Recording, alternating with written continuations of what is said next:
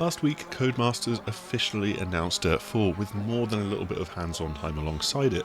While we weren't allowed to record our own capture of this pre-alpha build, they did send through a few minutes of B-roll over the weekend, which is just long enough for me to talk over without too much repetition.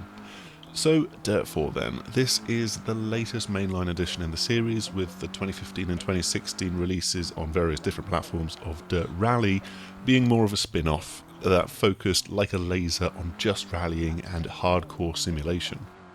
That game is brilliant, but Dirt as a whole tends to be a more accessible experience.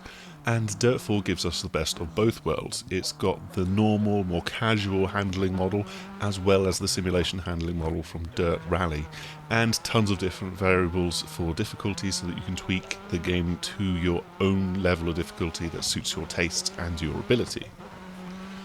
The simulation handling model actually carries through to the other events in the game as well, which has a joyride area for lap time challenges, smash challenges and setting high scores to send to your friends to beat, and there's also the direct head-to-head racing of Rallycross and Land Rush, which features buggies, trucks and crosscarts. It's Land Rush that you are seeing in the background here, and I really think that the simulation handling works very well with this game mode.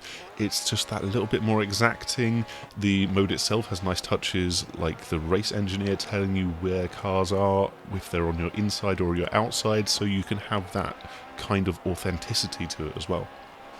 Land Rush takes place throughout the US, but the game will feature 5 rallying locations with Australia, Spain, Michigan, USA, Sweden and Wales. However, there's a big twist to all of this with something called Your Stage, and Codemasters have called this a real game changer, and I'm inclined to agree with them on this one.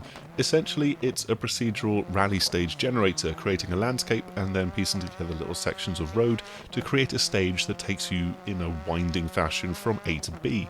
What's different from the handful of times we've seen this before in games like Gran Turismo 5 is that it's used throughout the entire game.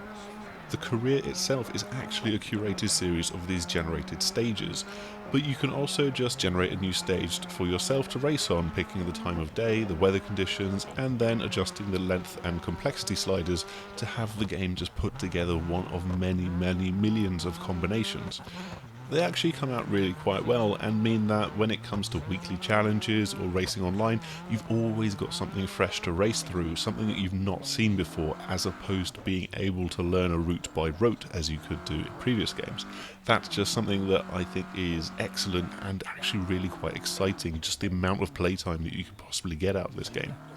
So Dirt 4 is looking and sounding pretty damn good if you ask me, and if it sounds good to you as well, mark down the 9th of June in your calendars, because that is when the game is coming out for PlayStation 4, Xbox One and PC.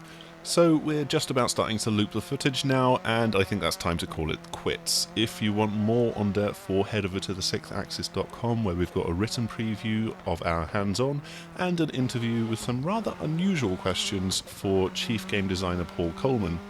But before you go, yes, I know, sorry, but I do have to ask you to click like and subscribe on our channel, just as a little reminder. And hopefully that will mean that we will see you next time as well. So until then, goodbye.